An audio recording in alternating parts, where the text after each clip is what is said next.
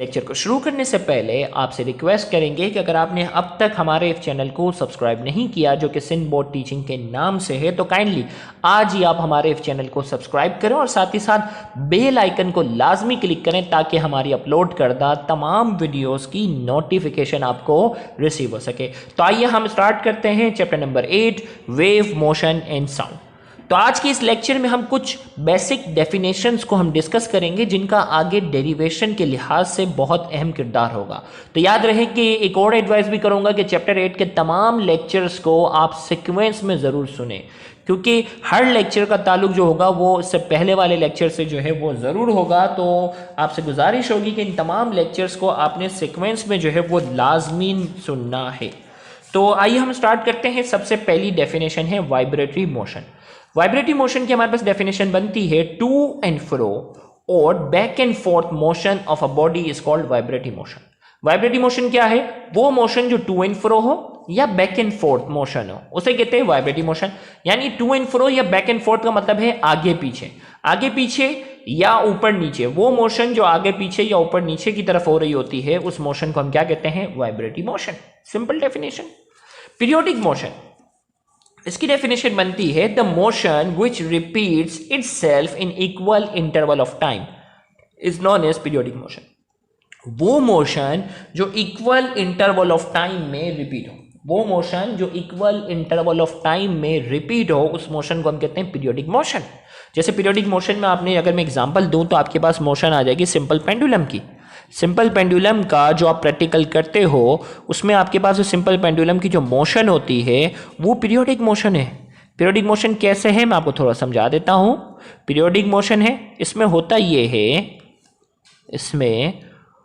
है कि ये जो पेंडुलम है वो इक्वल इंटरवल ऑफ टाइम के बाद, इसमें होता ये है कि ये जो पेंडुलम है ये इक्वल इंटरवल ऑफ टाइम के बाद क्या होता है? दोबारा अपनी जगह पर आता है। फिर ये यहाँ से शुरू हुआ, फिर ये इक्वल इंटरवल ऑफ टाइम के बाद दोबारा अपनी जगह पर आ गया, फिर दोबारा मूव कर रहा है, फिर इक्वल इंटरवल ऑफ टाइम के बाद दोबारा अपनी जगह पर आ गया। तो ये जो मोशन है ये मोशन कौन सी है? Periodic motion.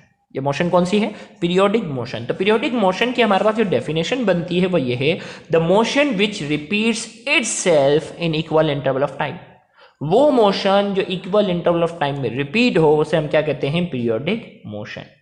फिर पीरियोडिक मोशन की डेफिनेशन के बाद हमारे पास एक डेफिनेशन है वो है टाइम पीरियड। टाइम पीरियड की डेफिनेशन बनती है the time required to complete one rotation is called time period. एक कंप्लीट रोटेशन के लिए जो वक्त लगता है, एक कंप्लीट रोटेशन के लिए जो वक्त लगता है उस वक्त को हम क्या कहते हैं? Time period.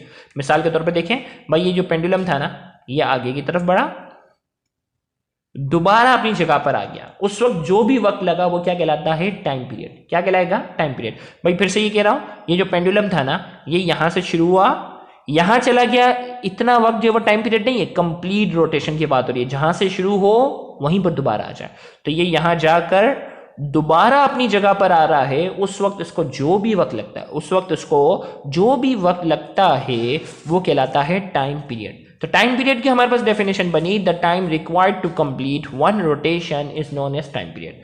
तो वो टाइम जो एक कंप्लीट रोटेशन के लिए लगता है उसे क्या कहते हैं? Time period. फिर इसके बाद एक और डेफिनेशन है फ्रीक्वेंसी की। फ्रीक्वेंसी की हमारे पास डेफिनेशन है the number of rotations per second is known as frequency. Frequency की वैसे तो कई डेफिनेशन बनती है, cycle per second, revolution per second, vibration per second. तो इनमें से कोई भी हमने एक डेफिनेशन लिख दी ना, द नंबर ऑफ रोटेशन पर सेकेंड। एक सेकंड में कोई भी चीज एक सेकंड में जितनी रोटेशन कर रही है ना उसे हम क्या कहते हैं? फ्रीक्वेंसी। या एक सेकंड में जितने वाइब्रेशन कर रही है वो क्या कहलाती है? फ्रीक्वेंसी। जैसा कि मैं कहता हूं ना, मक्खी होती है ना हाउस फ्लाई, हाउस फ्लाई के जो विंग्स होते हैं जो हरकत करते हैं ना उसकी फ्रीक्वेंसी होती है 20 हर्ट्ज, 20 हर्ट्ज है। इसका मतलब क्या हुआ कि वो एक सेकंड में 200 मरतबा 200 हर्ट्ज होती है, 20 नहीं 200 हर्ट्ज होती है। तो एक सेकंड में वो 200 मरतबा अपने विंग्स को क्या कर रही होती है? हाउस फ्लाई वाइब्रेट कर रही होती है।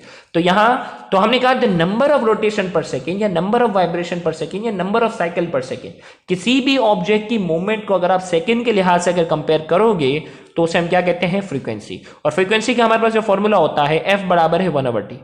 फ्रीक्वेंसी की अगर हम बात करते हैं ना, फ्रीक्वेंसी बराबर है 1/t। अब ये जो t है गौर से सुनिएगा, फ्रीक्वेंसी बराबर है 1/t, ये इसका फॉर्मूला है। t जो है ये टाइम पीरियड को शो कर रहा है। t किसे शो कर रहा है? टाइम पीरियड को। फ्रीक्वेंसी की यूनिट जो है वह साइंसदान के नाम पर है जो कि हर्ट्ज है, शॉर्ट में इसको hz लिखते हैं। यूनिट इसकी दूसरी यूनिट क्या है? Cycle per second, revolution per second, vibration per second.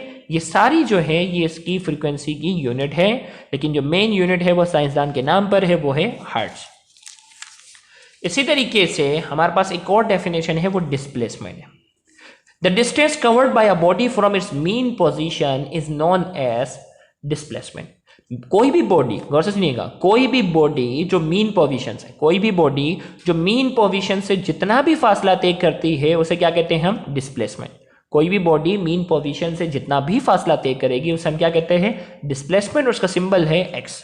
अब ये मीन क्या हुआ? देखो भाई ये पेंडुलम है ना, गौर सुने, ये मीन पोजीशन कहलाती है और ये क्या कहलाती है? एक्सट्रीम।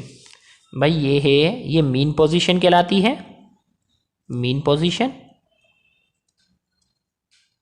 और ये वाली पोजीशन कहलाती है एक्सट्रीम पोजीशन। एक्सट्रीम का मतलब इससे आगे दूर नहीं जा सकता ना। ये मीन पोजीशन है और ये है एक्सट्रीम पोजीशन। अब देखिए भाई, मीन पोजीशन से किसी भी बॉडी ने जितना भी फासला किया, अब मीन पोजीशन से फॉर एग्जांपल ऑब्जेक्ट यहाँ आ गया, मीन पोजीशन यहाँ, तो यहाँ से यहाँ तक का जो भी डिस्टेंस है ये कहलाएगा डिस्प्लेसमेंट। या अगर यहाँ आ गया तो ये क्या कहलाता है? डिस्प्लेसमेंट। मीन पोजीशन से उसने जितना भी फासला तय किया है उसे क्या कहते हैं? डिस्प्लेसमेंट। तो हमने कहा था distance covered by a body from its mean position. Mean position से कोई भी बॉडी जितना भी फासला तय करती है उसे हम क्या कहते हैं? डिस्प्लेसमेंट। और इसका सिंबल जो है it is denoted by x. इसका सिंबल जो है वो क्या है? एक्स है। फिर इसके बाद हमारे पास एक और डेफिनेशन है, वो है एम्पलीट्यूड। एम्पलीट्यूड की डेफिनेशन है the maximum distance covered by a body from its mean position is known as amplitude. Amplitude की देखो, मीन में डिस्प्लेसमेंट में था सिर्फ डिस्टेंस, एम्पलीट्यूड में क्या है? The maximum distance covered by a body from its mean position. कोई भी बॉडी जो मैक्सिमम फासला तय कर रही है मीन पोजीशन से उसे क्या कहते हैं? एम्पलीट्यूड, और इसको डिनोट करते हैं एक्स नॉट से। अब देखो भाई, मैक्सिमम फासला कितना होगा? मीन से एक्सट्रीम तक का होगा। भाई ये यहाँ से यहाँ, अब ये ऑब्जेक्ट यहाँ गया, एक्सट्रीम तक पहुंच गया ना, तो इसको हम रिप्रेजेंट करेंगे एक्स नॉट से। ये क्या है? X not. एक्स नॉट जो है यानी मीन से एक्सट्रीम तक का जो फासला है ये एम्पलीट्यूड है, और मीन से जो थोड़ा बहुत डिस्टेंस कवर हो रहा है वो क्या है? डिस्प्लेसमेंट है। तो यहां हमने कहा मीन और एक्सट्रीम की बात हो रही है। अगर एम्पलीट्यूड की जो दूसरी डेफिनेशन की अगर बात की जाए, अगर आपसे एमसीक्यू में पूछा जाए the distance between mean and extreme position is called amplitude. Mean और एक्सट्रीम पोजीशन के दरमियान का जो फासला होता है वो क्या कहलाता है? वो कहलाता है एम्पलीट्यूड। तो यहां हमारे पास इसकी डेफिनेशन बनी the maximum distance covered by a body from its mean position. Mean position से कोई भी बॉडी जो मैक्सिमम फासला तय करती है उसे हम क्या कहते हैं? Amplitude. It is denoted by x not. इसे किससे रिप्रेजेंट करते हैं? इसे रिप्रेजेंट करते हैं एक्स नॉट से। तो यहां आज के हमने